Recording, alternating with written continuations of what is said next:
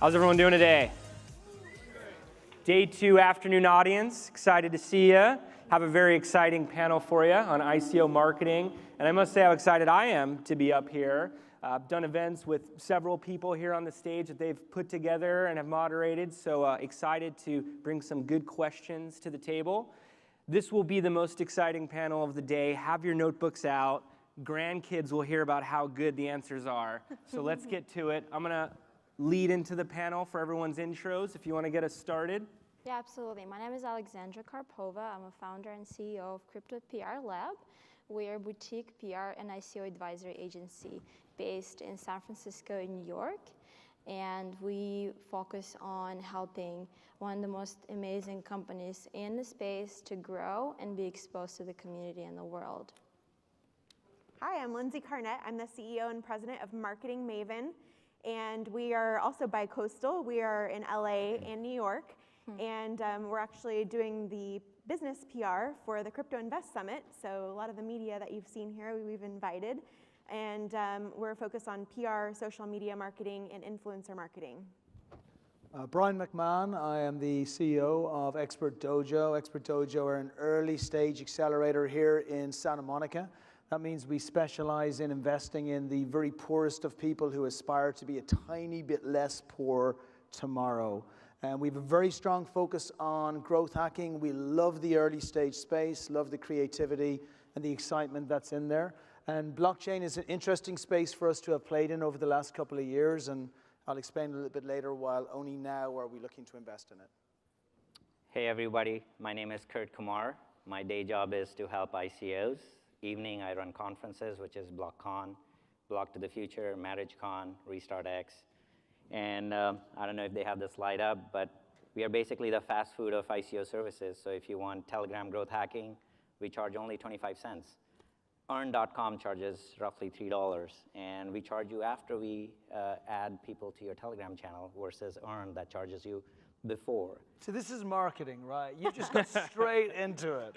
Yeah, there's a lesson there, everyone. And you can take a snapshot of the McDonald's menu card of choices there, and you can take this to anywhere and everywhere, and if that team is not giving you a price card, say, hey, I got this somewhere lying on the street. Do you have something like this? Much more sophisticated, polished, with a picture of Kim Kardashian or something like that, and go forward. So that's what I do. Day job is ICOs, evening is conferences.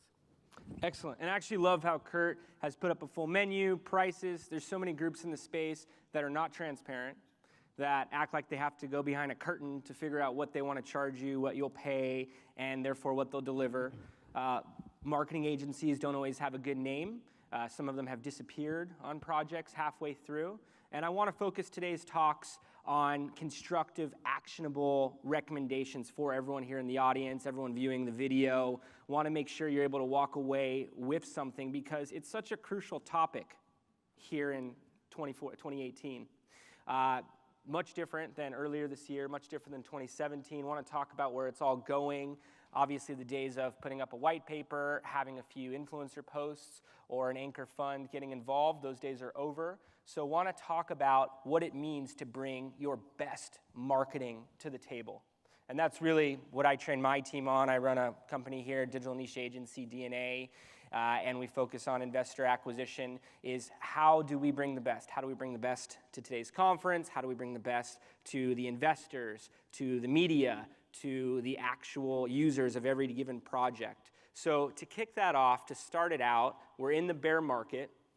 What are the recommendations for marketing? What has been the most effective for you? What are the most recommendable tactics that you can provide? If I tell you tactics, you'll probably get kicked out of the conference. But I'll start. You could stand outside a conference, print a brochure, and everybody that's walking in say, welcome to Crypto Invest Summit, and hand out your brochure. And that's it. And that's actionable. There's no actionable. Budget required. It's grassroots. I've heard Brian give recommendations like this too. And the only reason I like to do it, I love to talk to people. A lot of people say, why are you handing out brochures? I mean, you run the company, you shouldn't be doing that. But I like to get actual feedback from people. So when I give them a brochure for MarriageCon, I'm looking at their eyes, I'm looking at their facial features, I'm trying to see what is exciting to them for MarriageCon. People think it's Tinder for marriage, but it's not. It's 10xing your partner's potential. So when they give me their actionable insights, they're like, Kurt, you made a mistake there. I don't think I'll attend because of that. Guess what? The next day you come, I have a different set of printouts because I've taken that feedback and I've incorporated it within 24 hours. So if you're trying to do some kind of a marketing tactic, don't sit in front of a computer, print out a nice glossy brochure and think it's going to do a miracle, because it's not. You have to actually take it, go in front of the people, and talk to 100 different people. If you don't talk to 100 different people, you're not going to get the pulse of the market. And if you can't get the pulse of the market, you're going to always rely, what we call it as, information from 4, 5, 6 hops away, which is always going to be degraded, always going to be irrelevant, and always going to be a lagging indicator of what the market is telling you versus the leading indicator. Can I tentatively agree? Tentatively agree, right? Sure. I think the problem, I don't believe we're in a bear market. I think we're in the biggest bull market we've ever been in. I think last year was just bullshit, and most of the companies who came through were experts at selling. So the tips that you pick up at conferences like this, people were awesome at it. Like, they would go out, they'd go to the market, they'd raise hundreds of millions of dollars with terrible projects, really bad products, no fit to market, and we're never gonna last. So I want to position it and just go a little bit below the surface. Number one, don't sell anything. Learn to understand before being understood. Try and get feedback on your product before you try to sell it to everybody who walks by you. Find out where your product fit lies. I've always believed that it doesn't matter if it's me as an accelerator or companies who come through our accelerator, our product is only 12.5% complete when we start. So our objective every day is to move that product forward. So if you're standing outside with brochures, it's with the intention of trying to understand from someone how you can create a great product. So number one, make your product better and make sure that the focus of every single day. When your product is exceptional, people will want to invest in you if you want investment, and they'll want to be your customer if you're looking for customers. And then number two, once you have the product to the place you want to, focus entirely on your personal brand. Us believing that we should raise $2 million, $5 million, $100 million just because we're in the ICO world, just because we have a great blockchain product, is an arrogance beyond anything that should be out there. If we focus on making sure that our brand is built through authenticity and through actually showcasing ourselves and learning about the space that we're in, then we're in a position to start. And I just think there's that pre-start, which is important. I was actually a recipient of one of his fast food brochures yesterday as I left the conference. I have to tell you, you actually handed it to me. So did it work? I kept it and I said, interesting, fast food, and I didn't really understand what you were selling, and then I looked at it and I'm like, okay, I get it. So it was. We did that brochure in 5 minutes right before I was driving here. We have to do something, and my design team is like, no, we have to properly make one. I'm like, no, I need it right now. It was interesting messaging, and my point is about messaging. So basically, if you are having this complicated technology and people don't understand it, then what's the point? So the technology is sophisticated, you have programmers, you have people that are very high tech, and investors have to understand, okay, what the heck does this do? And consumers need to understand what it does, and the media has to understand what it does. So one of our clients has a very sophisticated rankings platform for finding out how hackable tokens are, and how do they explain that to the media? It's the Dow Jones of hackability, or what is the messaging around it? So I think to play with that and look at your target demographics and think of what is the messaging for each target demographic is one of the most actionable things that you can do. And certainly you can get feedback by asking different people and trying on different phrases and different descriptions, but if you are so set in your ways and you're not paying attention to the cues that people are giving you, you have to be able to receive that feedback, look at it differently, and then put it out there in some form of communication. Sure. I think it's super important to pay attention to the community that you're building. I think community is the key for any company to strive and grow and really build something special. I remember one of the speeches from Brock Pierce when I was in Bees in Futurama. The speech he was giving about the community and how important it is to start and show as an example to others how amazing your company is, your goals, what are you doing, why are you building this project to begin with, And I think it's extremely important to really communicate with the community. The strategy that we built for one of our projects and clients called STO, they're building a security exchange and issuance platform based out of Lithuania, backed by the Lithuanian government and EU government. And what we built for them, I will tell them, you have to talk to community, explain to them why you're building this. They're gonna have a pre-sale in 2 weeks on November 7th, and they're guiding their community and followers and explain to them every step of the way how amazing they are, what they're doing, why they're building it.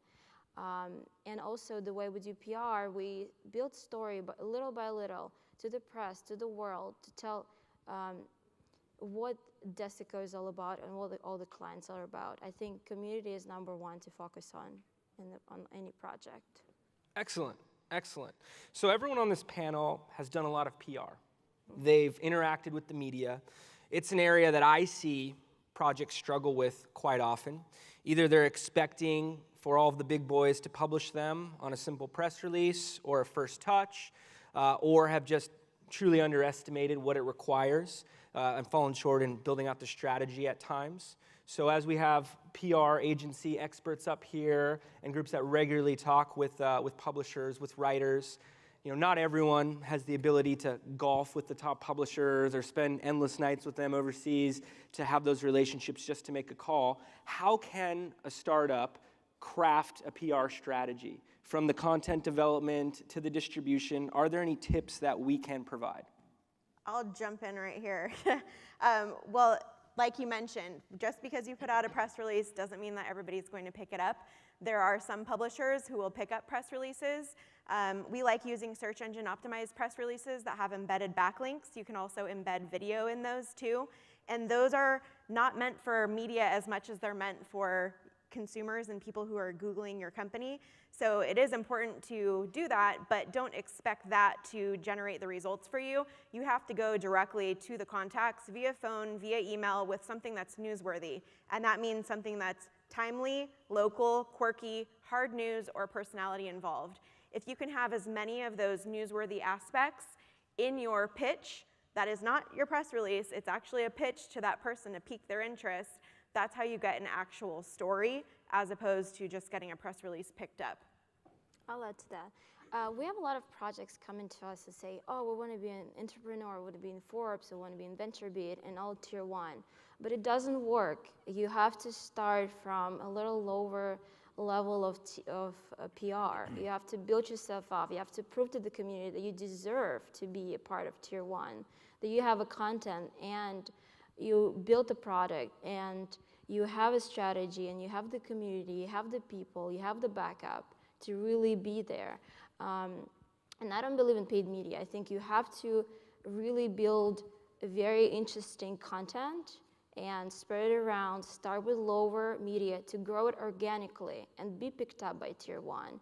Because if you show up everywhere in the news, no matter what tier it is, but if everybody wants to write about you, it's inevitable that we'll get to tier one. And all those projects that start trying to pay money to tier one contributors or reporters or any of that, it's a big mistake. You should really beat yourself up and have an organic growth. I think that's the most effective strategy that I've seen with all the projects. Yeah, Agreed. Just to add on to that, like a lot of us believe that PR is about reaching out to the biggest people in the world. We're going to reach out to Richard Branson. Let's go to Mark Cuban. Let's go to Kevin Harrington. Let's get the top like 5 or 6 people, and they're going to listen to us. We've got a really good friend, me and Jason, called Ryan Foden, and he says something which always resonates with me, which is people don't care what you do. They don't care, right? I say what you do, but I don't really care what you do. I don't care what you do unless it affects me. And I actually don't care what you do, even if it affects me, unless it affects me today. So your community is multiple tiers. Yes, it starts with the media places. Yes, it then goes down to the top influencers. But then it's also the people who clean the floor in your place, all the way through to the customers, the investors, everyone who touches you. So you should have a smart strategy for daily outreach to everybody where your message affects them today. So I can tell you, Maria, who runs all of our PR and marketing for the dojo, for us and our clients, there is not a conference that I speak at that she won't reach out in my name with my LinkedIn to every other speaker on the panel to say, I'm really looking forward to meeting with you. I will tell you there are some times when maybe we may not even be speaking in there, but she'll still reach out to every speaker saying, I'm really looking forward to speaking with you, because she's building a community where we find out the people who are the best people for us. So make it a numerical number every single day. 20 people, 30, 40 people. How are they relevant? What's your outcome? And then adapt it the next day so you can continue to build that community. How many of you here have written a PR article? 1, 2, 3, 4, 5, 6, 7, 8, 9, okay, 10, 11. Here's a simple hack. Just take the most SEO ranked article, swap out the names, and in 5 minutes you have your article ready. Just publish it, right? Quick, fast, dirty, and then get it out of the way, and then run to the next task. Just do things, always constantly be iterating. Don't have to spend 30 days in evaluating your brand. I need to do this, I need to talk to this person. No, just sit down at 9 o'clock. This is what IKEA did. I don't know if you guys remember this. IKEA took the most searched words like love, and they called the desk Love Desk, right? Or take a word, whatever were the Google ranked keywords were there, they named all their products with that. So when you're searching for it, it's going to always come up in search engine optimized results. So that's one hack you can do right away. It doesn't take that long. Is somebody here in security? Anybody? Trading? Take your competitor's article, swap out the names, and there, you're done. I didn't tell you that. It's not that bad. Come on. You know, but it gets you over that emotional hurdle, because when you're staring at your screen, you're like, okay, what should I write? Let me read this Bible, that Bible, and figure that out. You know what? Just do one and get it out of the way so that you feel that you've done some work. I'm going to push back. Sure. Just because it's kind of an Irish Catholic guilt thing, right? Be friggin' authentic, like be you. I really mean it. He's right, by the way. Those articles are really good to do, but every single good thing that we've happen in Expert Dojo, or to any of our people, has been because we are authentic in our brand. My brand, people could love me or they hate me, but they know me. So the people who are around me are the people that I want to have around me. Spend an extra hour. By the way, if you've got nothing interesting about your product, you're screwed. But you're not screwed, because you can find a new product which you can have something interesting about, okay? So I'm saying the opposite. Yes, be consistent. Yes, send out messages. Make those messages really interesting. Circulate them with people who want to hear that message. Encourage those people to share those messages. But make sure it's your authentic personal and business brand that's out there. I'll piggyback on that too, because I think you should have a blog editorial calendar and spend the time on that ahead of doing both of those things, and actually have a strategy on what are the keywords that you're looking for your business, and what sort of trade shows are you attending, because you can tie those into it. I mean, we just wrote a recap on different trade shows, and so as people are looking up those different trade shows, guess what they're going to find? Our blog post.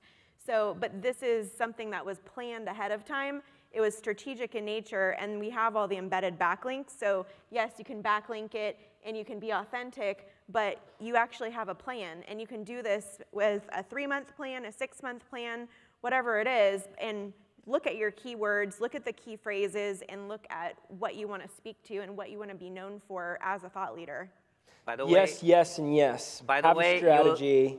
You will start with this strategy, but you'll actually end up at Brian's stage, because after a couple of articles you're done, you'll start feeling Yes. that, hey, it needs to be authentic. Yeah. But you won't be able to do that at the get-go, because you crawl, walk, run. You can't start running on day one, right? And that's where...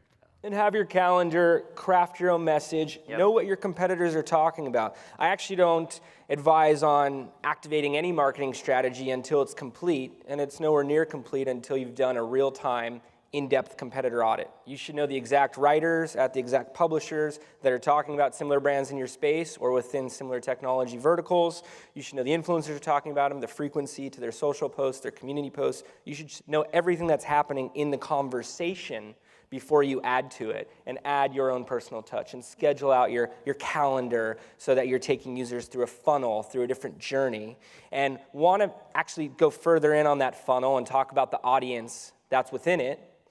How do you build an audience? When is the right time to build an audience? Should you look at mainstream target audiences, different personas that are newer to crypto and potentially need to go through an educational funnel before they're added to your audience, to your funnel, to your community? And furthermore, into management of there, what can we share? We're looking at audiences through web crawling tools. So one thing is having existing relationships on a one-to-one basis, but to start with analytics and to let the analytics drive what audiences make sense for different industries. I mean, yes, we're in the crypto space, but there's crypto healthcare, crypto real estate, crypto sports, crypto entertainment. And so within each of those audiences is a whole nother audience too. So you have the healthcare audience. Who are the influencers in the healthcare space? And can they merge with, yes, you have crypto influencers, but you also have healthcare influencers too. So the messaging, again, going back to target demographic, is different for those, and you might want to engage those influencers differently. So to look and do the web crawling first, find out who are the key influencers, and then create a strategy on how you want to engage them with your brand, I think is a really good move forward strategy. And Kurt has kind of inspired me a little bit as well. So I'm going to find a middle road here, right? The middle road is, how many people got a book from Tim Draper? I'm guessing a bunch of people, right? How many of you went up to Tim Draper with a tweet that already had him tagged in the tweet to say to him, I'm just about to send this tweet out saying that this is the greatest entrepreneur book I've ever read? It would have been good, right? Because he would have retweeted that. He wouldn't have minded. So it's authentic. It's part of what you're doing because you queued up to see him, you liked him, which is why you were there in the first place, and now you can get him engaged. Or after this event, you take a picture, you post it up on LinkedIn, you tag Yosef or Alon or the guys who are running the events and say, I loved the event, saw the Steve Wozniak thing, totally inspired me, made me look at business a different way. Now you got 2 more partners in. I'm a partner geek. I love partners. I spend all day looking authentically for partners who can work with me. Jason will say it. We're all the time working. Hey, Jason, you've got an awesome list of people. We've got an awesome list of people. You want to get your message out to my people. I want to do mine to yours. Cool. We're partners. I just got 10,000 extra email addresses. Kurt's probably got 20 or 30,000 email addresses. Kevin Winston has another 40 or 50. Man, I just hit like 300,000 people without spending a dime. Partners are beautiful as long as there's a vested interest for everyone. And within the crypto space, again, if you start the conversation, like I've probably spoken to 20, 30 people today who I don't know. And every single person approaches the conversation the same way. Let me tell you about my product. Let me tell you how cool it is. Let me tell you why blockchain is the greatest thing in the world. I don't care because it's not the moment that I'm in right now. Engage me in conversation. Find out what's important to me, and then manipulate me in a really good way as a partner so that I can then provide you with what you need. A list, investment, friendship, affiliates, whatever you want, you can get it, but you have to just let the other people get engaged too. Do you want another hack on getting your audience? Let's yes do or it. no? Yes. Just go out there and buy all the email lists for $100, $500. Whoever is selling you a list, just get it, all right? Run it through a cleaning engine, and you'll have 100, 200,000 email addresses on the get-go. And you would have spent less than $1,000 collecting those email addresses. And then send a very nice, crafted, not a 1,000-page email, just a couple of lines. Hey, Tom, are you in LA? Question mark. Love to meet you. Regards, Kurt. That's it. So it sounds personal and doesn't sound spammy. And just send it out. Out of those 100,000, 200,000, success rate is 10%. Even if 10 of them return back to you, you got your meetings going. And if you're a bootstrapped founder, don't have a lot of money, can't do a lot of campaigns, cannot do book building, not book building, but audience building, you could do that. I like this one. Can I just caution it a little bit? I like it though. I like it. This is not a fight, right? I'm looking at Troy over there. What happened to you last week, Troy? Yeah, it got caught for spamming. How do I know this? Because as the person who has the Gmail account, I got a really nice email through to say, this dude, Troy, is the devil of email spamming. He has sent out thousands of emails to people who don't like Expert Dojo, and you're all associated with this evil. But he did the right thing, because it was a cool list, right? I was the one say, get the list. It was a couple of thousand people. They were relevant people. We bought them off exactly that email service. It was pretty cheap. But just be careful. The second you send that out, especially through your own servers, you're screwed. And if you're going to send it out through MailChimp or Benchmark or someone else, then you've got to just be super, super careful, right? That's fair to add. What you need to do when I said clean that list is you will go through a service which actually takes all of those lists. And if you start out with 10,000 emails, it'll probably shrink it down to 4,000. What it's doing is taking out the honeypot emails from there, okay, which will tell the other side of the world that yes, this is a spam or this is a list that you bought over the internet. The second thing probably that Troy didn't do is when you're sending out these emails, you need to ensure you have some kind of, let's say for us, we have multiple domains, so we have some kind of unhyphenated domains like blog-con. Some of the emails will go out through there. We're not going to send out all 10,000 emails all in that same day. You know, Google has very good analytics to pick out whether it's spam or not. Just be careful. Like, I'm just saying, Yeah, just be careful. Get help. You can't do it yourself. And by the way, if anybody would like to send stuff out in the future, Troy is available. And I'll caution you this: if you're sending out 4 or 5 HTTPS links in there with maybe 6 pictures in there and sell, buy, free. If you notice, the email I just gave you as a template doesn't have free. It's not asking you. It's a very simplistic 3-line text. The Google banning you for that is probably very minuscule for that. And there's plenty of other platforms to try out that are easier to not get banned. We get access to different lists. Some people are highly against buying any lists, and there's also many rules against it for consumers, a little different for B2B. And it's illegal to just send emails. Right. There's a lot more room to do it B2B, though. But my philosophy for all of this is test, optimize, scale. Test different channels, different lists, different technologies, optimize towards what's working, scale what's really driving for you. That's my overarching statement towards marketing. Test, optimize, scale. We've seen many different uses for lists. We've uploaded them for advertising targeting. And if we could identify private sale investors, equity crowdfunding investors, public sale, exchange traders, and run ads directly to them, they don't know how they're being targeted, but meanwhile, we know we're reaching a very active audience. So as Kurt and Brian are breaking down, there's more intelligent ways to kind of carve it out. There's been channels I did not think would be successful and were major performers for our clients, others that deliver regularly for us and have not produced for different projects. So testing it out for each individual project, let alone each individual initiative, is definitely recommended. And beyond audiences, I was touched on something there: private sale, public sale, trading initiatives. What are the differences you guys see in these campaigns? Private sales have been a common theme for us in 2018. Longer investor cycle, to say the least. There are still funds being raised, 9 figures being raised in September alone for ICOs. How is it being done on private sales? How does that differ from post-funding and or public sale campaigns? So last year, if you raised $1 on, let's say, in 24 hours, this year you're probably raising 25 cents in 4 days. So the effort has become 4x, and the amount of money you're raising is 1/4. So you just have to go longer. And then from a private sale standpoint, your private sale is extended out, probably longer. If you were only doing it for 60 days last year, you're probably doing it more like 6 months this year. And if you don't have a good, warm network, you're probably doing it even more harder, and you're putting a lot more effort. I usually tell founders that you're the face of the company. So if I go into your sent folder, and if there's an email that says, hey, let's grab a coffee, or let's go lunch, or hey, we are doing this technical brainstorming session, I'll be like, no.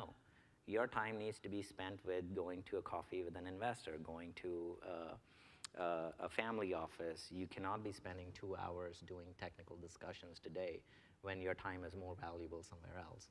And another hack is just go sit in Seoul, South Korea for a month. Just go. If you're the CEO, just go sit there, and every conference that happens in Singapore, Hong Kong, Taipei, Japan, Tokyo, just fly out there. It's almost like you're sitting in LA, you're going to Vegas, San Diego, San Francisco, it's like 1 hour, 1.5 hour flights, and just sit there, and because that's the largest market out there, everybody out there has a crypto wallet. And they'll just ask you 2 questions, hopefully, not more than that, which is, what's the discount? And are there any lockup periods? But that would be a good way to see how the market is different today. And of course, your private sale is extended, and once you get to you don't want to get into your public sale unless you have good enough momentum and you have reached your soft cap. If you haven't reached your soft cap and you're reaching out into public sale, then that's a negative signal that you couldn't even raise that. As a hack, you could also go to Koreatown. If you want to save like the flight to Korea, that'd be cool. Nobody has 2 wallets in Koreatown except for the food. I just want to look. I want to add just a personal frustration. Everything Kurt says is right. Of course, I'm fundraising. My personal frustration is this: I love early stage entrepreneurship because people are creating something beautiful that has never existed before. The whole premise of blockchain and even crypto as a disruptive force was supposed to be that we create a different world, a better world, yada, yada, yada, right? And what's happened is, as opposed to an incredibly creative entrepreneur building a phenomenal product which will continue to evolve, which will benefit whatever sector they're in to a certain way by going through a process, it has been, and by the way, raising funding is part of that process, so it's okay, it's not a dirty word, but it has been swapped for the whole damn objective is how can we scam investors to give us as much money as we possibly can, and the whole game is that. Nobody's talking about, hey, why don't we talk about marketing to future customers? Why don't we talk about marketing to building a great brand or looking long-term to having a product? We're focusing on these damn investors, of which we are one of them, and it should not be the focus of what we're trying to do as a company. And my only advice to you is, look, I've spent 2 years not investing in any ICOs. I felt like the kid with the king with no clothes, if anybody's seen that story. That every ICO I saw in 2017 was destined to fail because they were just a joke. And I'm generalizing, right? And then surprise, surprise, 80 or 90% of them have failed within 12 months because the only objective of everything they were doing was just trying to raise money. This year, I'm starting to see ICOs like real products with real benefit that really need the blockchain, which are starting to break through. So I just say, look, marketing, if you're part of a community and you see great blockchain projects coming through, all boats rise with a rising tide. Help your community first, as opposed to asking your community to start working with you. And then if you have a great product, focus on building a community around you to build that great product, not trying to find 3 or 4 or 10 investors to hustle to try and give you a little bit of Bitcoin. I'll piggyback on that too, because we won't even take on anybody if we, like, it's our reputation on the line with our media contacts that we've worked so hard for so many years to build up. So we won't put our reputation on the line to work with a fairy dust type of company that's just going to disappear and screw people along the way. So for us, I mean, we are looking for companies that have true technology that benefits a lot of people. We are looking for companies that are doing STO with something that's real estate backed that is totally legit, or is healthcare backed that's really going to help people, or you have some companies that are working with nonprofits even. So we're looking for some sort of big benefit that the company has to offer that does have a long-term plan, that's not just looking for investor dollars, but is willing to roll out a marketing plan over a set period of time, not a fly-by-night company. Yeah, to add to that, I think the ICO time is going to the end, and I think STO time starts. And I really believe that you should know your investors, understand what's your group of, figure out what they invest in. You can't just approach with certain projects to everyone. Every investor has their own tap appetite, so know that, and don't bother people that don't invest in your projects. I think it's a lot of time wasting and super annoying. And get personal, because a lot of people invest in a team as opposed to just the product. It's super important for you to show that you're real and you have the audacity and the capabilities to build the product you're promising to build. So I think those are the most important parts in terms of investor introductions and meetings. How many of you are doing an ICO right now? One. which is interesting because last year, when the same question was asked, 80% of the room put up their hand. It's a really strong sign, actually. How many of you are doing an STO? There we go. Yeah. Similar Are you hands. guys, is anybody doing a It's like 10 hybrid? times more. US as a security, world minus US as a utility. One? Okay.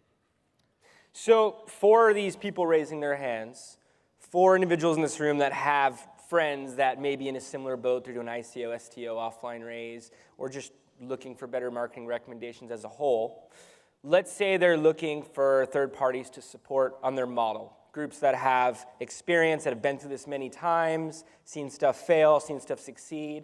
What tactics would you recommend? And if they're looking for partners, what questions should they be asking those potential partners? Because I often see individuals go with the first group they're recommended to, not asking all of the right questions, not asking about what data or unique abilities they may have.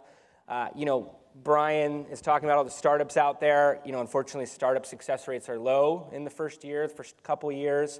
What can we provide that will help that survival rate, that'll allow them to hit their milestones? What tactics and questions should they be asking for the groups to fulfill those tactics for them? I think looking for the proper advisors is super important.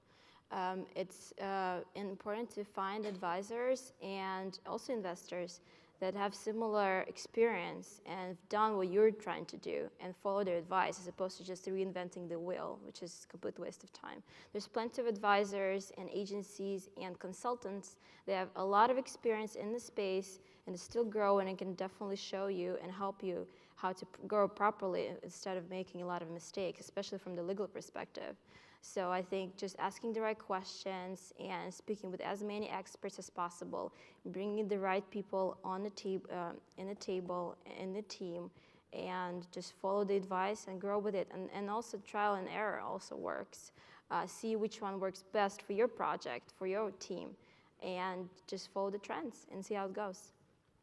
I want to focus on brand. I want to keep everything on brand. And really interesting here, because I'll tell you quickly about a product which has nothing to do with us, but a lady came to us like 2-3 days ago, entrepreneur who'd done phenomenal, raised a bunch of money, and she said, we have a terrible problem in the world. The problem is that only 7% of everybody in the whole world actually gets access to higher level education. It's a travesty, right? And then so we have this terrible inequity in the world that can never be fixed. And she came up with a solution in this coin, Jeff coin, I think it's called, where it's focused on creating a token that provides a revenue share for future revenue from people who would otherwise have, they've been incompetent, maybe they would have been stuck with a lower paid job, and now they get like a couple of $100,000 put into a college degree, which gets them to Harvard, which means that they've got like $300,000-$400,000 a year, and they get to revenue share. So when I hear a project like that with an extremely strong why, I think, wow, I actually, just knowing about this allows me to feel like I'm part of making the world a better place with a real ICO, with real blockchain applications, and with real future benefits. So if you have an ICO, for God's sake, please, don't slam me with technology for 20 minutes that I don't want to hear when I'm thinking about problems I have at home or I'm late to pick up my kid and everything else. Hit me with something which is more important, your true why about what difference you're going to make to the world. You do that, and then you galvanize someone that you didn't know 4 days ago, but 4 days later is up on stage and talking about what you're doing with your coin. I was going to say Kim Kardashian is my advisor. I like the Kardashians, the personal brand. There's nothing better. Like, they're the queens. Even Tim Draper. Like, Tim Draper is just another venture capital guy. But what did he do? He built a personal brand which goes way beyond that. And that's why you got a bunch of people lining up for a book that they don't even know what's in there. Yeah, but for somebody who's a startup founder. I'm sure it's good. It's good, I'm sure. Did you tweet out that tweet or no? I better tweet out a tweet. It's like, I didn't mean it. Sorry, Tim. Hashtag. Hope you get the book. Well, if you're just starting out right now, and I'm pretty sure all of you are cash strapped, I would say get a good night's sleep. It's pretty critical, all right? And then don't be afraid to try out different things. We try out a lot of things ourselves, and we fail at certain things, and we realize, that's the reason why it failed. Like Troy sent out that email, right? It happened to us, but then we learned from it. And we're like, we shouldn't be sending out 20,000 emails in like 1 hour, right? So do that. Jason, repeat your question, because I think you had asked for what is the advice we can give to the ICOs and STOs right now. Yes, for tactics and whether it's in-house or third party, the people who are filling it, the questions to ask them. So keep in mind, as a project, you're going to reach out to a legal counsel, you're going to reach out to a tax mitigator counsel, you're going to reach out to a PR guy, you're going to reach out to a conference person, you're going to reach out to a landing page person, a sales platform guy, you're going to reach out to somebody to do security audits. So you have all of these stakeholders, and all of this is going to be brand new.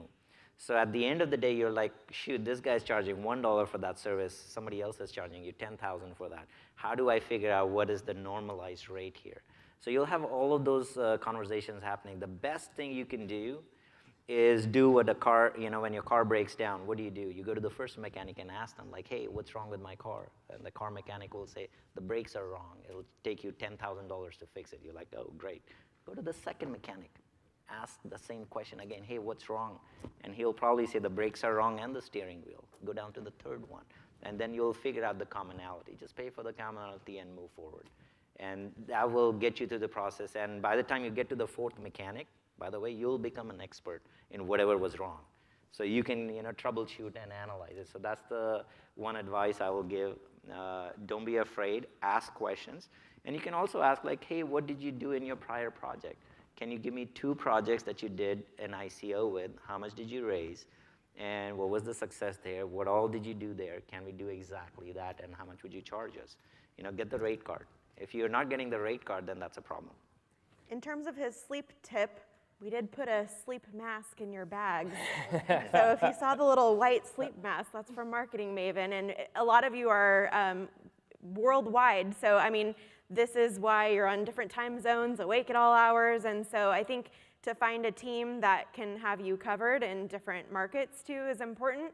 But of course, you have to build credibility here in the US. And I agree with the legal counsel being one of the key ingredients to make sure that you're compliant, because based on your industry, you have all of the crypto regulations, and then you also have whatever other regulations you're in for whatever sector, be it real estate, healthcare, whatever other industry that is.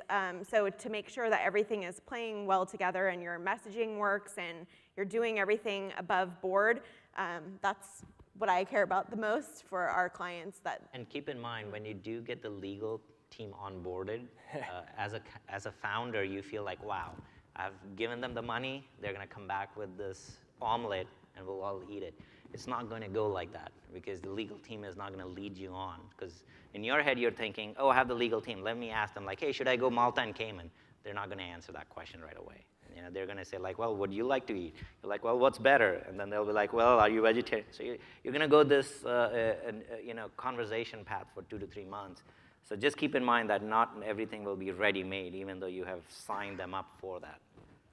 So that is our time. I'm getting the signal from off the stage. Had some amazing answers from our panelists here. Again, these are market leaders in the industry. Also, moderating this panel, I have to acknowledge the Crypto Invest Summit and what an amazing job they did on marketing for this conference. It is not an easy time to throw a show within this industry. You could build a case study looking at all the tactics that they used over the past few months. So definitely want to note that here in the talk as well. And I believe everyone is available after the show for come questions. Get the McDonald's rate card from me. I'll yeah, give it to you. Yeah, so and I'll give you 50% discount because it's a down market. Yeah, come find us around. That's a good offer. So feel free to come up, ask us questions. And yeah, pleasure speaking with you here today. Thank you so much for your time.